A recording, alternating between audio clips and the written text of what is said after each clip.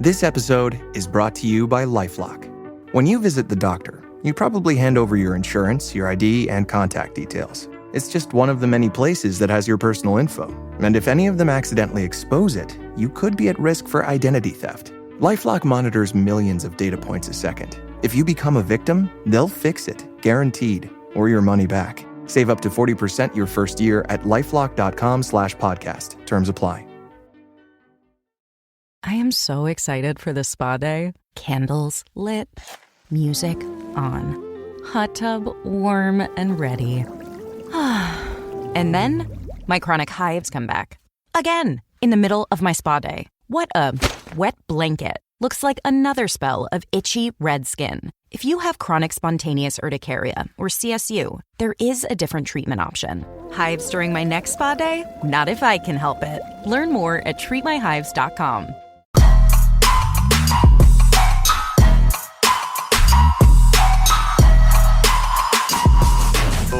Barf. Ryan, let's just talk a little bit about this. What is the Barf? Well, the Barf is our news show, right? I know. This is the look back at the week that was to help you get prepared for the week that is, right? So Barf, breaking news, acquisitions, research, funding. Some variation of that. But these are things that you and I see throughout the week that catch our eyes, things that we feel are going to be important to you. Yep. And we want to put a little bit of context and a little texture to it as we talk about these things. So some of them are going to be really interesting to you. Some of them maybe not as interesting. We can't cover every news story because, good gosh, there's so many things that are out there. We could. So why don't we start with our first one? You want to start? Yeah, let me kick off. So this week we got to talk to Marisa Kacary. Am I saying that right? I think so. We got that right. So new hire alert, right? This is Wilson HCG. So Marisa is the new CMO. She's based in the UK, obviously overseeing all things strategy for the RPO. And I think this is an interesting hire, right? And you know John, you know Wilson a lot, so you can shed some light there. But I think this is interesting because she has a ridiculous background. Like if you 100%. Go back and look, just to go look at her LinkedIn profile, just Google her and go look at her. I mean, she was, I'm going to read this so I don't get it wrong. Ronstead CMO. She was a managing director at AMS. She headed up brand for Pontoon. She was at Korn Ferry, headed up their global marketing. And then if you go like way back into the 1900s, he's Compact and Nortel. I mean, like she's got a background, right? And I think this is huge for Wilson, right? But I think this is a big deal for Wilson having her there now to represent them in the space. Oh, 100%. I think, first of all, this is the first professional truly with this type of experience marketer that Wilson HCG has ever had, and they've done fantastic up till now. So now imagine hiring this type of hire. I think as you said, earlier, it's putting the industry on notice. And basically saying, hey, we've made a move. This is a really, really, really powerful move. Congratulations to them. Yeah. Yeah, look out for Wilson in the year to come. We'll say 2 years to come. She's got some big plans, and really enjoyed the conversation with her. So I think she's going to be a lovable person in the industry again. Love it. So something that piqued my interest is a report from stateofworktoday.com. And it was a stat that came out that basically said 30% of American workers are actively looking for a new job outside the company. And why I think that's interesting is like all we hear about is the negative, how the economy is, not doing well, the election coming up. Lots of layoffs. Every time you log into LinkedIn, they laid off somebody, and it's like, wait a minute.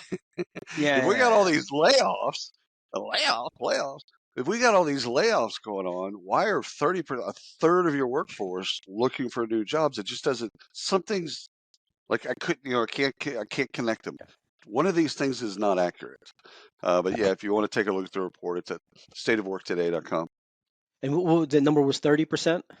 30%. of I American workers. I thought it would be more. I thought it would be more, to be Oh, honest. really? Yeah, I thought it'd be more.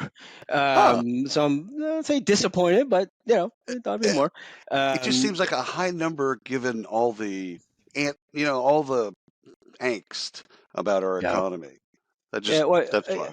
I think for me, I think I thought it would be more because I just don't see the level of loyalty from Yeah. employees to employer anymore. And so That's you're fair. constantly thinking, right? But maybe my numbers are off. But you know what? So in line to that, we talk about that on another call just randomly, but the right to disconnect. So this is out of Australia, right? So this is Australia's introduces the workers' right to disconnect, and so this is the debate of, and let's say the debate is real, right? This is not just work-life separation in theory. This is in I know France has done this and some other countries in Europe, but this is Australia stepping up in the ministry saying you can't force people to work or penalize people to work past working hours. And what was the Demote It, the podcast Demote It, right? Yeah. They literally just got crushed for something like this or making some comments. I forget the whole thing, but I just saw it. It was an 8 a.m. meeting, and the Right. employee was like, "Yeah, I go to the gym at 8 a.m." So, which again, at first glance, you're like, "Yeah, you have What? a job, dude. Yeah, Go do your job." But at the that's his same time. time, it's like, yeah, yeah. Setting some boundaries, especially I think with a smartphone, you get Yeah, emails, you get texts, you get all this stuff at night, on the weekends, or in the morning. It's like creating some boundaries for yeah, people. Again, if we don't do it company wise, they're going to legislate it. And I think that's what you kind of keyed in on yeah. in Australia. Yeah, well, and I think the opposition to this, which was really interesting, it was it was capitalism at its finest. How's a Right. company going to continue to make money? How are they going to be efficient? How are they going to get things done? Well, that's on the company. That's not on That's, the employee that you're that's paying right. for 9 to 5. Adapt. Yeah, I like the idea. It's hard. We've all Uh-huh. been there. It's hard to do that. I fully understand that. I'm not oblivious to the fact that you need to do something at 5 o'clock. Your shift ends at 4. Right. I've always taken the call because that's Yeah. just how we've grown up. But that's not everybody. That's That's not today. So I think new. this is a real thing, and I think we're gonna see this continue. I We're don't going to know see that more it of this. Yeah, I don't know that it takes hold in the US, but I think individual employers that want to build a culture that means something and build loyalty with their employee base, I think this is going to start to take hold. Yeah, I couldn't agree more with you. So, thing that piqued my interest today, or this week, I should say, is average. This is a quote. Average office occupancy across the 10 U.S. cities rose by 53% last week, a post-pandemic high. And this is from the references Castle, KASTLE.com. They monitor, which is a really cool site, but they monitor office space in the United States, like what the inventory is. How do they do that? And well, they know all the people at the companies that own those properties, and they'll tell them. I mean, it's I they want guess. to rent. They want to rent. They Yeah. want to rent. Hey, we have 30,000 square feet open up in this building. They want it. Yeah. They want that out there. They're not going to be private about that. The commercial real estate world is very very transparent. But yeah, this is in their website. They have Getting America Back to Work. So they study this. And what it really kind of made me think about is like since the pandemic, we've had 4 years to kind of figure this out. Like Yeah. if this return to office is going to create a bunch of, angst and whatever, but it's going to create a bunch of open office space. Okay, well, why don't we flip those buildings into apartments or condos or retail or Multi-use whatever, space. multi-use space? Like why do we have all of this inventory? And so for me, it's just like why do we? First of all, I understand that's a high number of unoccupied space, but seems like that should like they should already have a plan. I also want to say, that growing up in Dallas, it's a real estate market. It's a, I mean, there's a real estate business journal. Like it is a real corporate real estate, especially. And when you have a really strong economy, it's like looking at the oil prices and looking at the barrel of oil, what it costs. When you have a really strong real estate market, whether it's commercial or residential, you probably typically have a pretty good market going on. You probably have a pretty good, you don't have some of the things that we're seeing right now. So like keeping an eye on something like this will be an indicator of when the market starts to come back. Like just keeping an eye on real estate. Yeah. Two things I think about when I hear you say all that. How do you say the word OIL? Oil? Oil prices? Oil prices? I say oil. Oil? Yeah. Heavy emphasis on the O, like water. Yeah. and Dallas. Both bad. Both bad. So but so now didn't say anything about the Cowboys. Come on. Just said Dallas is enough. The so where does this leave? So multi-space tenants, multi-space use in real estate. Get it. Where does this leave companies like WeWork, which I looked up and their stock is ridiculously like it's in the shitter. Right. But where does it leave companies like WeWork and these other whatever you want to call it? Well, if they have a shared office spaces. If they continue with that model, so it's either you get that model right, which could be one thing, is maybe they weren't charging enough. Right. So there's a fundamental, like there's a business flaw or an economics model. Either they occupy that space, or you've got to do something different with the space. Having inventory, it's like a hotel. Having inventory in commercial real estate, it's not a good thing. No. You want a full building, full occupancy, and long-term contracts. That's what you want. It's like going down the street and seeing vacancy. Yeah. Those are not good things. On the motel, never a good thing. And then they look for a lease, creepy. Not a good sign. Yeah. That's a bad sign for you. Never good. Or the billboards advertise here. Like, just put an advertisement up. All right, so I've got one that I was, I was listening to some stuff and reading some stuff, and I just thought, let me go dig into this a bit more.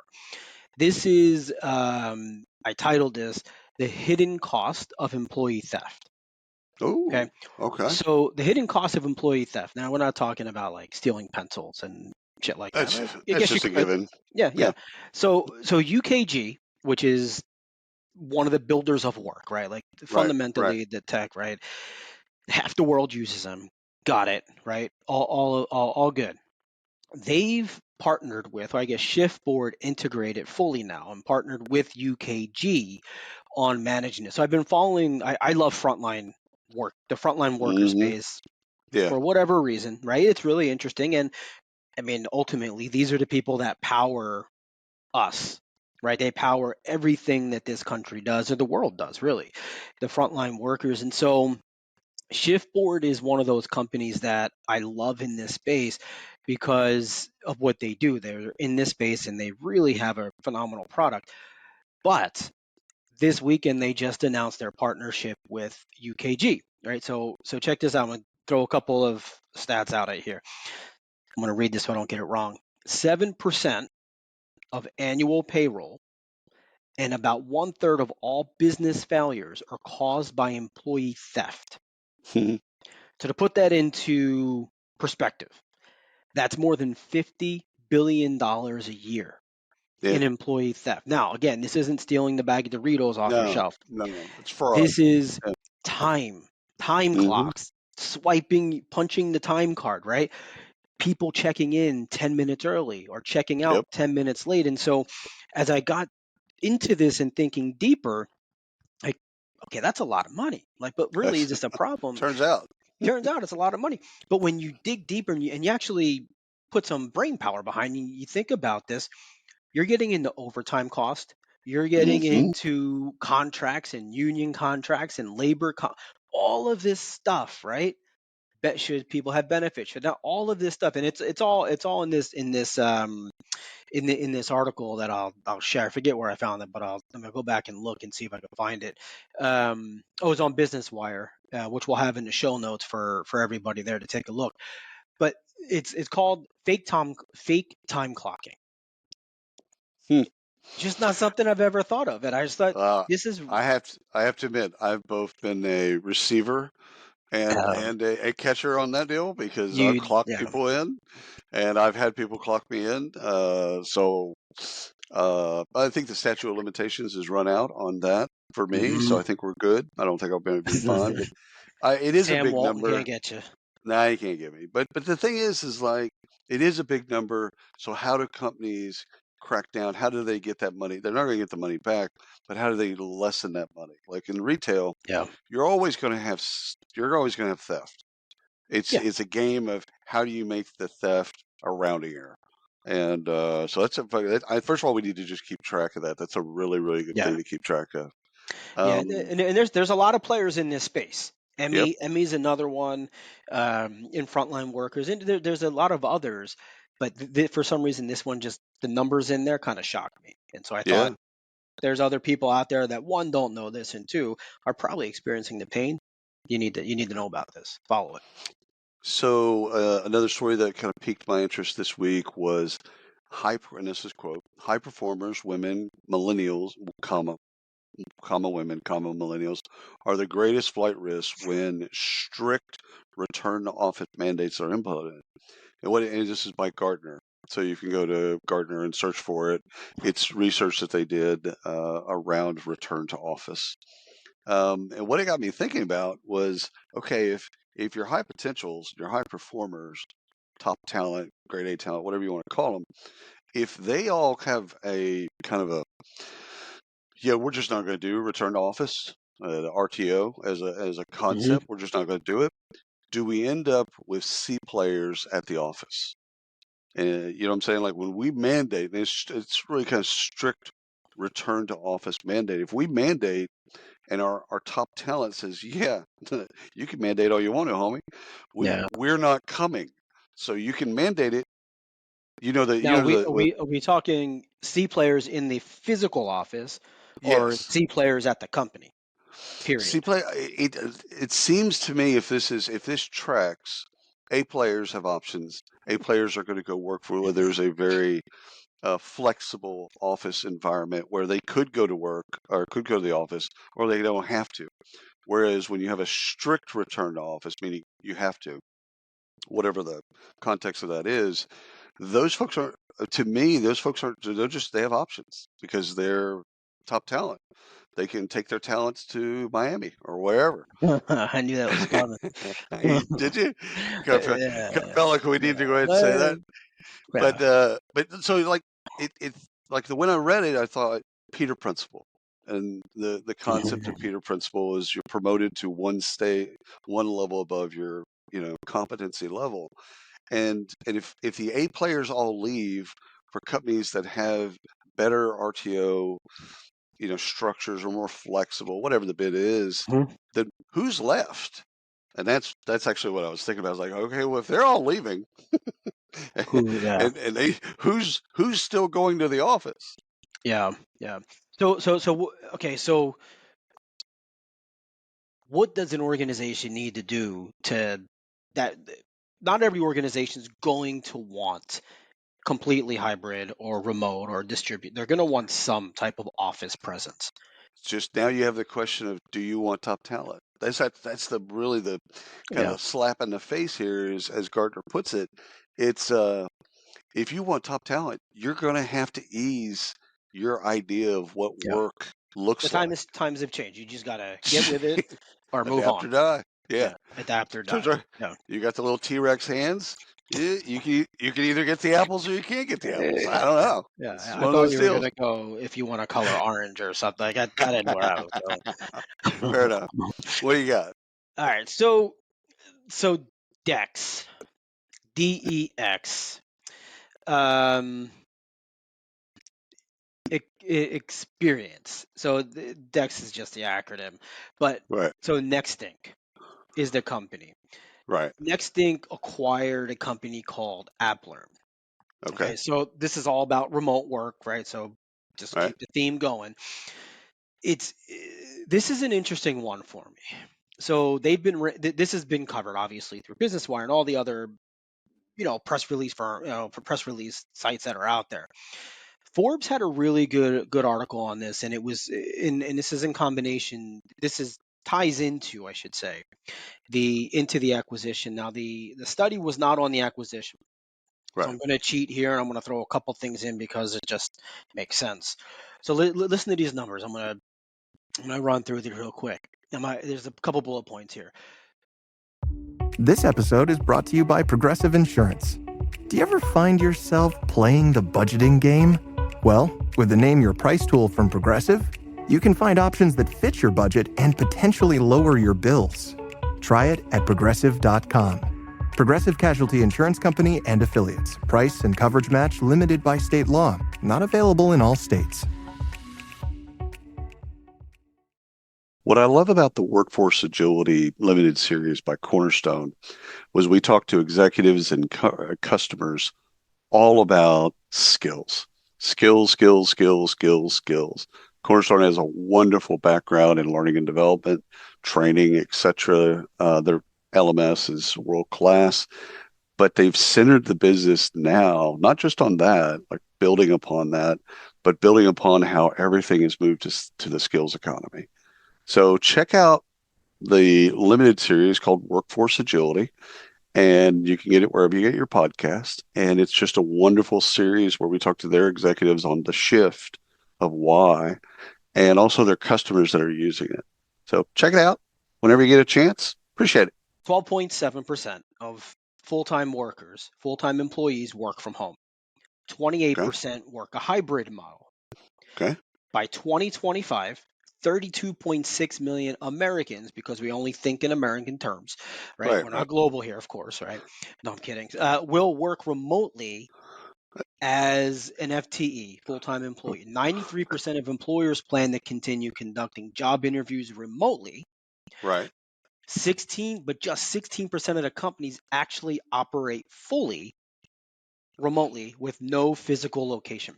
So 93% will run the entire thing, an interview process remotely, but just 16% say you don't actually have to come in the office. It's convenient for us to interview you remotely, but you need to get your butt in here. 57% of these workers said they'd be on the market looking for a new opportunity if their current company did not allow some form of remote work. And somewhere in there, it might have been somewhere else that I've seen it, that some form was in the 60 to 70% range. 100%. Right. So this just goes to what you were saying. I think it's if you want to win, like this is the bid. Like I'll give you a Texas Rangers story. Texas Rangers historically, and again, Ryan, that's all I know. No, right. But historically, because we had open stadiums down here in Arlington, and the previous two stadiums were open stadiums, right? When you say open, what do you mean? Open air, no dome. So like the rest of the country, open air. Right. So open air. Problem is in April they're doing well, May killing it, get into June, and then all of a sudden you hit the All-Star game, tank. And it was for no other reason outside of talent. We'll put that aside for a moment. It's because it was down on the field. It was 120 degrees. Now it was 120 degrees for everybody, but it's still 120 degrees down on the field. So and this was on AstroTurf at the time?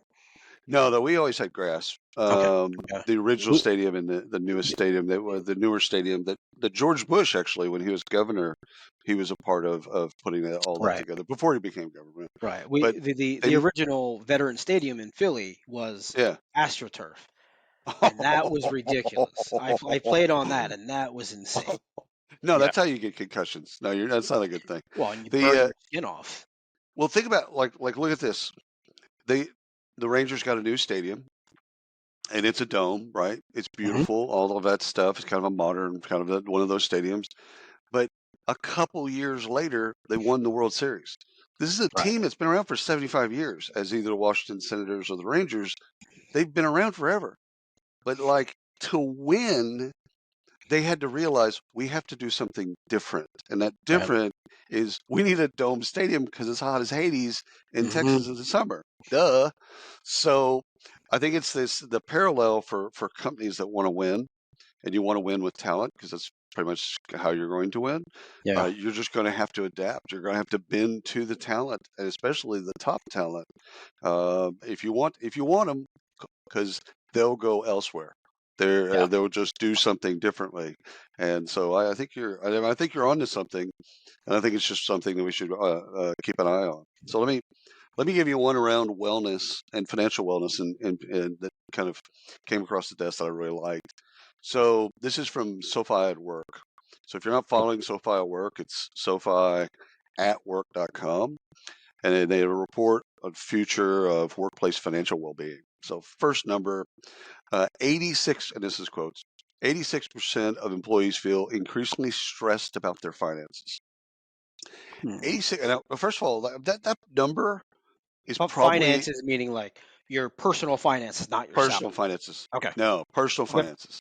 So that's that. First of all, there's probably always going to be a percentage of your workforce that's going to be looking for a job, and that's they are concerned about their finances. So I'm not like, okay, we're never going to get that to zero. There's always going to be somebody that's like, I'm stressed out about my Amex.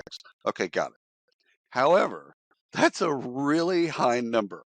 And so what it made me think of when I was reading it is like they had more stats that really kind of, 37% of employees are taking on more credit card debt. 1 in 5 have borrowed against retirements savings. So that's 20% for those the non-math majors. And again, if you want to retain this talent, as we've talked about, kind of return to office and some of these other things, if you want to retain top talent, you need to create a really, really kick-ass financial wellness strategy. And when it comes down to money, I think we've historically said it's the money that we pay you, but we now need to think about it's the money that you have that needs help, whether or not it's financial, like student loans or debt relief or whatever it is. Like as a company, again, if you want that top talent, you've got to cross over and care about their financial situation, whatever it may be, and Their put programs in financial, place. yeah, their financial literacy is Yep. is going to pay off for you. This is very similar to sports, NFL, Yeah. NBA, Yep. etc., where they now have. I mean, and for years they didn't, I know. and people were getting massive endorsement deals, and they couldn't handle it, right? And so 100%.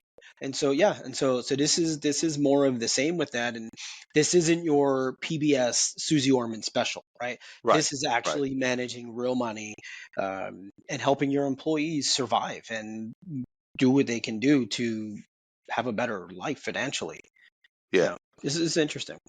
It's an interesting play. So I want to back up to the previous numbers that I shared, which, by the way, Indeed, Upwork, and FlexJobs, our friends over there, were all quoted in that study. So then there was a whole bunch of companies, but those three were actually provided a lot of that data.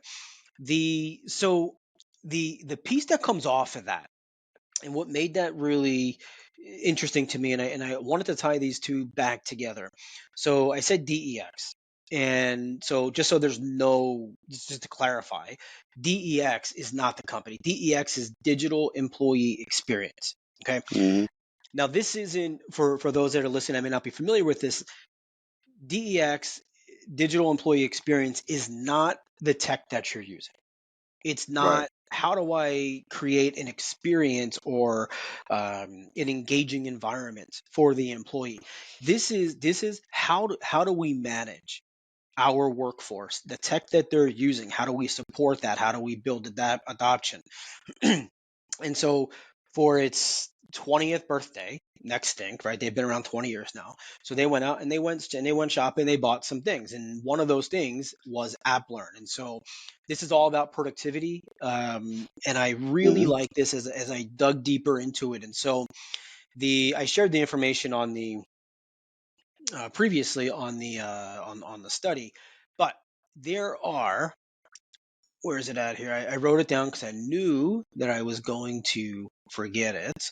The hybrid model, right? So 28% of current workforce is in a hybrid model. 28% of companies in America, anyway, are hybrid. I think it's going to be more overseas. I could be very wrong. Why this is, I think, important for maybe not everybody, but I think this is important to watch because the more we get into a hybrid model, the more support is going to be needed. And so what this allows next thing to do, next thing is the RPO, right? That's the RPO. Next thing, I think, It is. yeah. So next thing is what this allows them to do is actually support remotely all of their employee base. Okay, so Yeah. this is not just supporting when I have an issue, like, hey, I can't get into my computer. Okay, tech comes in, they log in, What's they my do the thing. login? Yeah. This Yeah. is preventing issues Yeah. from happening, right? So this allows the company that that allows a company that we run, for example, of like 10,000, 20,000, 40,000 people. It allows us to understand, allows IT to know, hey, you have an issue coming. This is going to be the issue. Or Ryan has an issue he doesn't know about.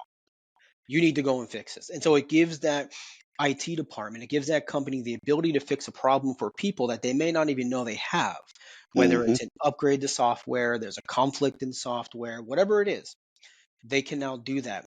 Now, AppLearn bolsters that, right? Yep. And then works with the adoption of all the tech within. And so those two together, I think, is going to be a significant win for a lot of these companies in a hybrid model. There's a lot of players out there, but this potentially this is one of the bigger of those. Yeah, I think first of all, I think COVID, we cobbled stuff together. Yeah. Okay, on March 3rd, everybody goes home. It's like, oh, how the hell do we do this thing? And so we kind of futzed our way through that now we're looking at the efficiency. Right. Years later, we're looking at, okay, now that's not, that's going to continue. How do we make that better? We're going to see a bunch of Right. those types of things happen. Side note, I was an early advisor to AppLearn and Oh, almost an employee, almost the CMO of AppLearn. They're based out of Manchester, wonderful company, and the founders are also Manchester United supporters. So big, huge shout out to kind of AppLearn. figured you Mark were Prado, United. Yeah. 100%, Yeah. 100%. Yeah. Great But people, great people.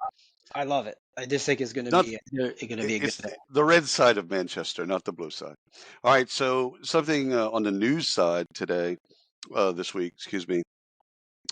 You and I have worked with smart recruiters since it's been around for 10 years, maybe even longer. I Yeah. was an advisor to Jerome. And when Jerome left, they went quiet. I mean, they just went quiet. Like people would Hmm. ask me, like, "Hey, man, are you still involved?" I'm like, "No, not still involved." Blah blah blah. I don't know where Jerome is. He's probably in the South France. That's just a guess. On a sailboat. And we just have, yeah, yeah, and we just haven't heard from him. So I read this bit this week. It says Smart Recruiters relaunches their marketplace, and that's at marketplace.smartrecruiters.com. But when I looked at it, when I dug into it, I'm like, oh, okay, cool. They're coming back. Everybody likes a comeback story. Everybody likes that. And once I dug into it, it's like, okay, they've got 183 integrations, which sounds fantastic. And congratulations. None of that stuff's easy. I get it. But then you look at Greenhouse, again, someone that we do a lot of work with and have done a lot of work with. They have 484 integrations. That'd be, for those non-math majors, A lot more. 300 more integrations. So it's like, should this have been just kind of a quiet announcement? Like, is this the thing that announces that you're back when you're not? You're a 300 off of another person that you would compete with in Greenhouse. Like, what's your take on that? You know, it's even when looking, I haven't found anything on smart recruiters. And part of me wonders. I mean, I love the team. Well, I don't really know who's there now, but Right. part of me wonders, is it relevant? Right? Is smart recruiters relevant in today's marketplace? I don't know that answer. But Right. when you come out with a story that's showing in one of your competitors, and hey, we have less than half of what they have. It's an interesting play. Yeah, it's an Yeah. interesting play, and I'm sure we'll dig in and we'll get more answers there. But Hopefully there's more to come. It just seems sure. like an odd press release that we're going to announce this, that we've relaunched our marketplace, which is congratulations again. That's a heavy lift. However, Mhm. maybe not a press release. Maybe that's just something you go back out to your customers and prospects with, and you make it known to them that they've got all these integrations at their disposal, etc. You got great partners. That all that tracks for me. Right. What doesn't track for me is, why is that a press release? And so it just, again, it made me then go look at, it made me go look at a Greenhouse and Lever and a bunch of others and go, yeah, this is not something you should have talked about, in my Yeah. opinion. Yeah. So okay, so a good question on this one here. So Oracle. Okay, Mm-hmm. this is kind of an Oracle and ADP play because they're both kind of doing the same. Mm-hmm. Oracle just announced, and it was a pretty big announcement that they made, and they're really putting a lot of push behind this. So the announcement was Oracle embeds generative AI across the tech stack to enable enterprise AI adoption at scale. And Mm-hmm. so obviously there's a bajillion things that can mean, right? I'm not an expert. I don't want to pretend to Right, be an right, expert right. there. So I dug a little deeper on this to see really where this affects talent acquisition, HR, recruiting, and it feels like it's more of the same. It's job descriptions, Yeah, it's things like that, right? Like we can write job descriptions, we can write um, whatever it was, like payroll validations and all this stuff, yeah. right? Just From because you can doesn't mean you should. But okay, yeah, I'm tracking with you. Go yeah, ahead. yeah, yeah. So my question to you is where where does this sit on the important meter in your mind for the Well, space? well, because both those companies are public, they're really, has nothing to do with HR or their clients or anything like this. This is just this is for Wall Street. This is Yeah, a press release for Wall Street that basically says we're not getting left behind. We're an innovative company. We do innovative stuff, yeah, and we're not getting left behind. Does the customer care? No, not at yeah, all.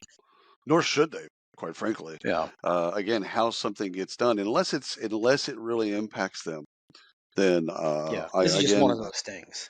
yeah, I need. First of all, I think it's needed. I mean, first of all, they're getting great advice from their PR firm or their investor relations team.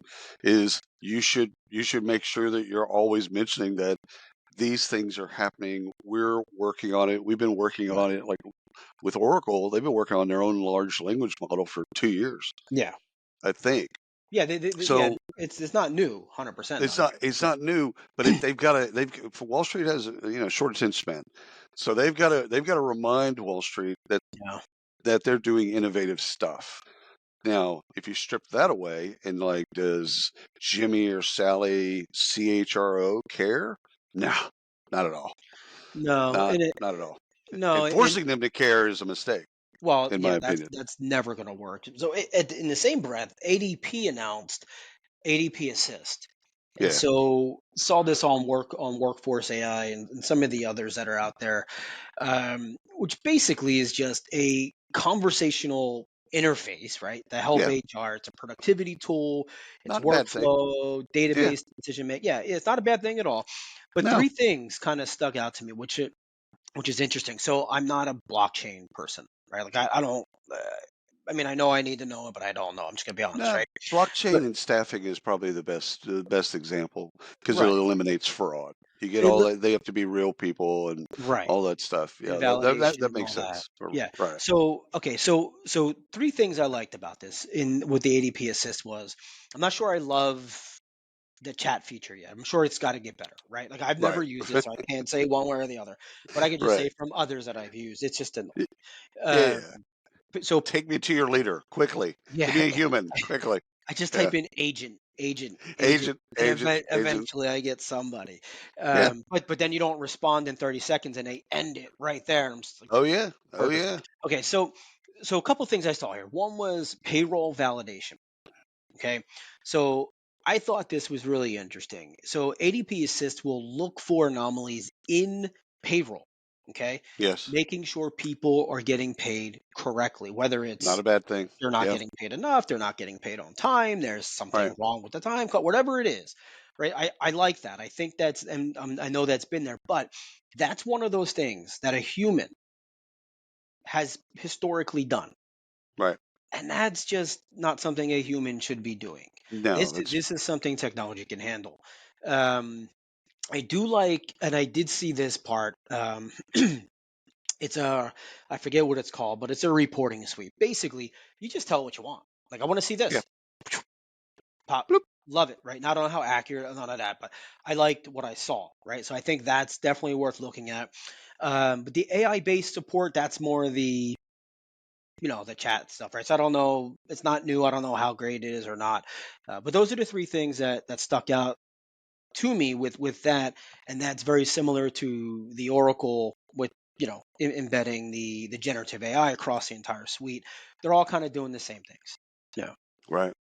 So another news article that came across that I really found fascinating is Workday and InSperity announced exclusive strategic partnership to provide best-in-class HR service and technology to Mm, small and mid-sized businesses. So right. InSperity, for those that might not know, those administraff. So back in the day, if you'd have thought of them, they're one of the largest PEOs. And so that's at newsroom.workday.com. So you can go and kind of search for it and find the article. But when you hear the word Workday, you automatically, most people in the industry, they automatically think, okay, SAP and Oracle.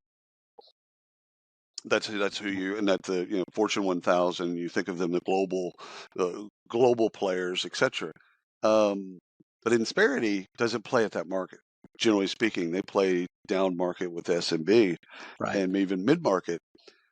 Now what Workday is again, don't sleep on this announcement, because what they're conveying to people is that they are actually going after all the market, not just the up market, Mm, not even some of the mid market. They're going after all the market, and they're doing it through a partner, and a wonderful partner in InSperity. So just don't sleep on that partnership. Don't, because again, it's easy to kind of put people in a box and right. then say, "Oh yeah, I get it. This is the box you play in." No, they're redefining their box, and they're doing it with a wonderful partner. Yeah. Okay. So funding news. Okay. Yeah, what you got? Compa. Right. They Yep, they went through a funding round. They got some cash. This is a company that you know very well. yep. I'm an So advisor. you are an advisor, right? So we'll just full disclosure there, Yeah, right? no, yeah, yeah, yeah. They Of fund it, course. right? Yeah, yeah. So give us some insight there, right? Why is this important for Compa? Well, you've got two things. So when Charlie and his co-founders, when they first put it together, it was a combination, because he's a comp guy. In fact, he was at Workday for 10 years or whatever before this, and he's a full-on comp professional. Right. What they were trying to do is make it easier for talent acquisition to create offer letters. So comp is usually inside of an organization. It's off to the side. It's very siloed. Finance has probably more interaction with comp than HR in Hmm. some companies. And so what he was trying to do with comp was bring those two things together, but for talent acquisition. So that, hey, you're trying to get a job out, you're trying to, or excuse me, you're trying to get an offer letter out. Boom, you've got like 30 minutes. So how do you get real-time data on what we can and can't do from a comp perspective? But also, it's also kind of flagged the importance of pay equity. And I think that again, one of the things that they're winning on is some of their indexing and the way that they look at comp data and show people, here's what's going on in your space and your market, this, that, and the other, so that you can be equal. Mm, So I think that, to me, I think the funding makes sense. I mean, this is a really, really tough time to get funding. Let's just kind of throw that out. It is a difficult time to raise money if you're institutional. It's also a very difficult time as a startup to raise money. And so for them to get a Series A, and again, they didn't need it, they got it on their preferred terms that they wanted. Now they're poised for growth. Now they can actually do something. But this is a company that started in you know two or three of the founders are all working from home, and it's nice to see that they've gotten the recognition, and they've got some growth money so that they can actually do something. Now that.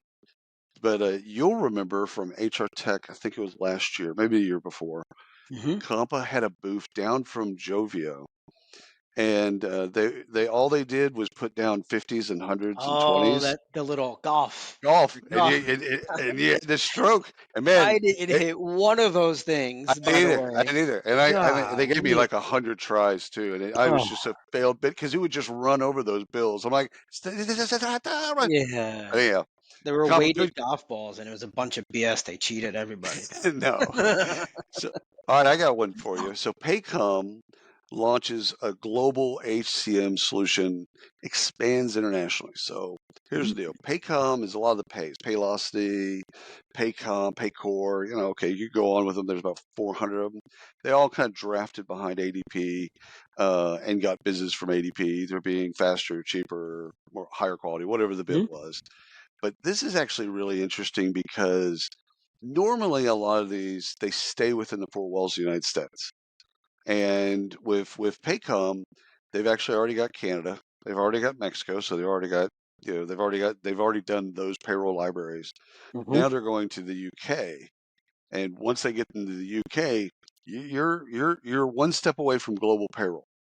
That's the thing is once you go to the UK, you figure out how to do all of the UK, boom, now you can go, where do you want to go next? And their customers will take them wherever they want to go next. So it's something to keep note of, like, okay, the Paycom that you thought of is not the Paycom of today, and it won't be the Paycom of tomorrow. Right. And Paycom just appointed their own CMO, Steve Sturgis, I think it was. Sturgis? Yeah, Sturgis. Let me look it up. I don't know, mispronounce. Yeah, Steve Sturgis. Yeah. So he just started last month as their CMO as well. And so he comes from a long storied background as well. Actually, it looks like he was from University of Oklahoma. Isn't that one of your favorites? 100%. Yeah. So you guys have something to talk about. So SpaceX probed by California over sex bias retaliation claims.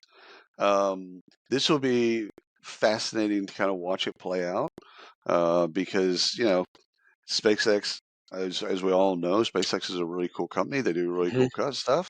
But how in the NLRB, National Labor Relations Board, how they process this, both California and nationally, how they process this and prove bias versus preference is going to be really fascinating to watch. So let's just, that's on Reuters. So you can look on Reuters and obviously search there to find out more about that particular story and then track it.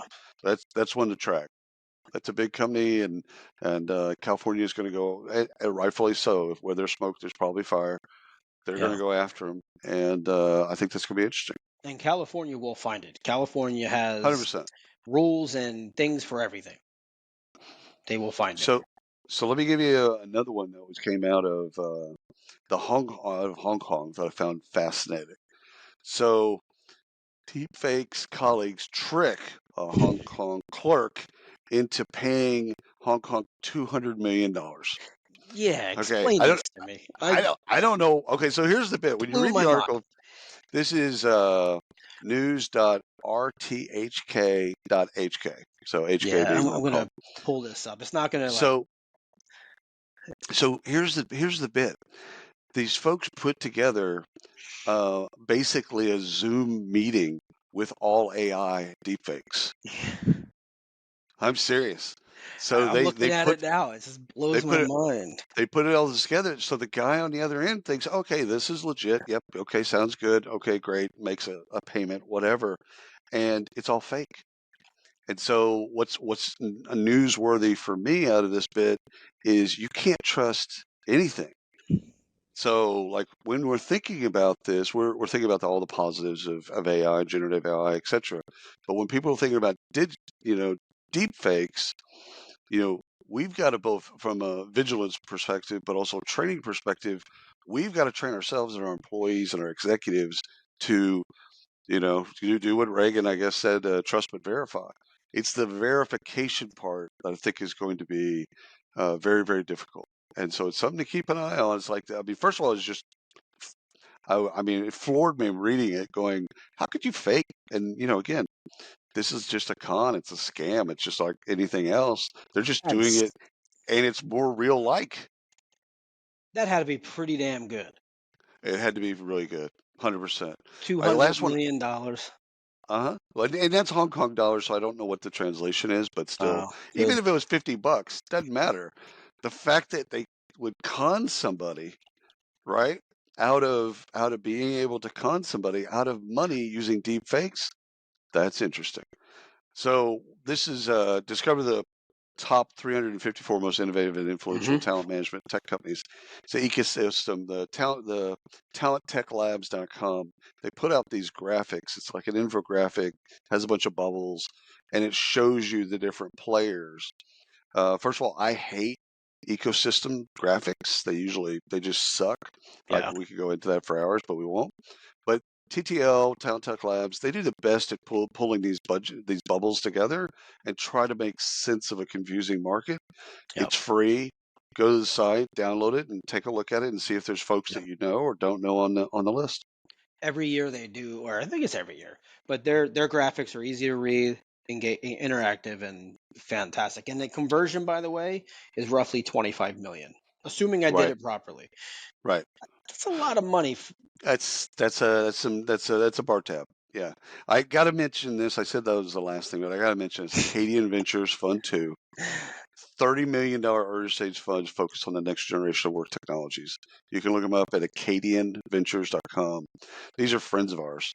So Jason Corsello and Thomas Otter, we've known for 100 years. They, in their fund 1, they made really, really good bets. I mean, really good. Compa was one of them. So they made really, really good bets.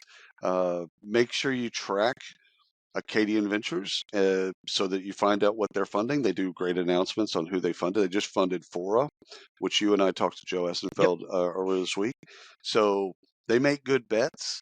And if you want to know about the future of work, you look at the funding agents. You look at the people that are looking at this stuff and putting money into these plays. So track that one. Yeah. Well, that's going to wrap it up for the Barf. It's the Barf. If you haven't already, subscribe everywhere, anywhere you get your podcast. Work Defined, Barf, everything is there. Social, of course, YouTube itself right here. Until next time.